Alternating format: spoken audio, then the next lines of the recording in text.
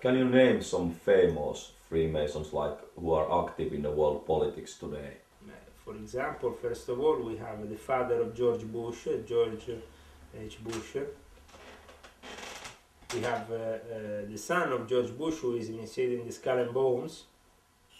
We have John Kerry, also initiated in the Skull and Bones. We have people like Kissinger, who used to be in the P2 Monte Carlo Lodge, and is still a very powerful character in world politics. We have people like Gordon Brown or Tony Blair.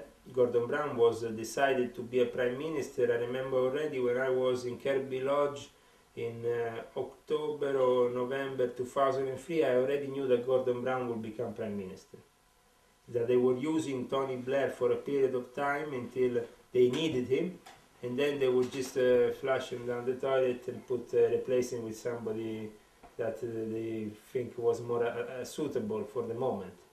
So Gordon Brown was already there at that time. This was said to me by people in Kirby Lodge 2818. Was a lodge full of bankers, people from banks. It was a lodge founded by the Bank of England, and I was part of it for a period of time. It was one of the many lodges I became part of during my course of my years in Freemasonry, because my previous mentor, Principe Liada, said you have to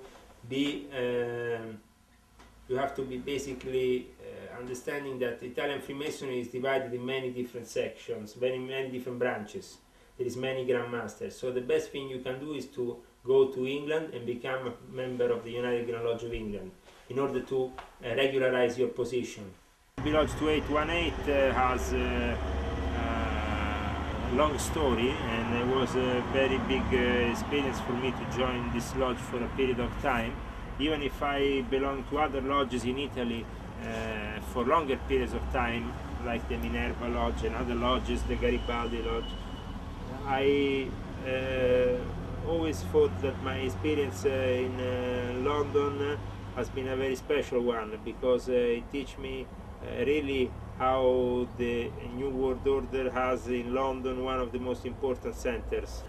Welcome back to the Kirby Lodge, and there was Julian Rees, the famous Masonic.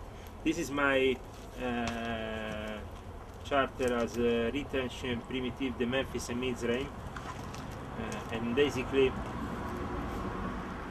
this is my Grand Inspector General 33, Souverain Grand Maître Absolute de l'Ordre Égyptien de Mizraim 90, and Grand Conservateur de Memphis 95. This is my charter given by Dr. Nikolai Friswold in the Oratory of Oslo.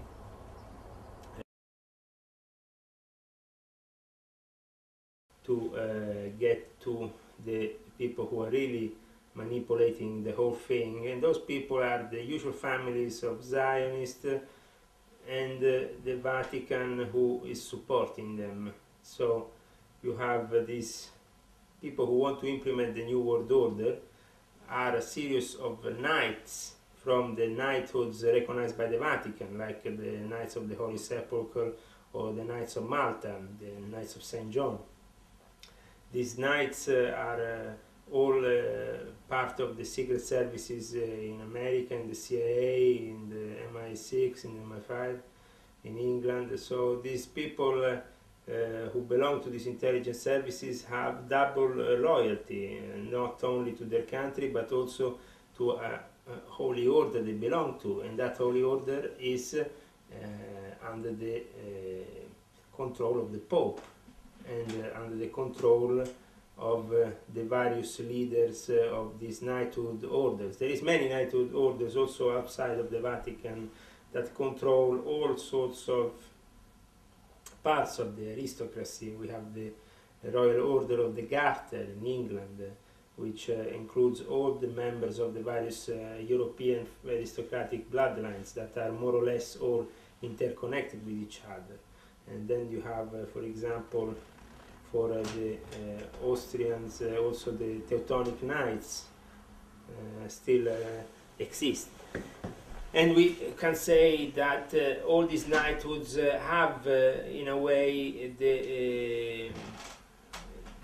they function as a military structure invisible military structure that is not in the eyes of everybody, but only in the eyes of the people who know what is the significance of this cross put in a certain way, or this other color for this other garment, or whatever. They use special crosses, symbols to recognize each other, like they do in Freemasonry with the square of the compass. Is the most basic thing. Then you have many other degrees and many other symbols to wear, or many other knighthood orders that are connected also to Freemasonry. Freemasonry is born out of the knighthood orders as a necessity to also involve the lower sides of the Western society in this pyramid, and to make them all involved. That's why in England, for example, you have almost, well, in Great Britain, in the whole of Great Britain, almost 500,000 Freemasons. So you have not an elitarian society, but a big society with an elite that sits in the center, ruling all these people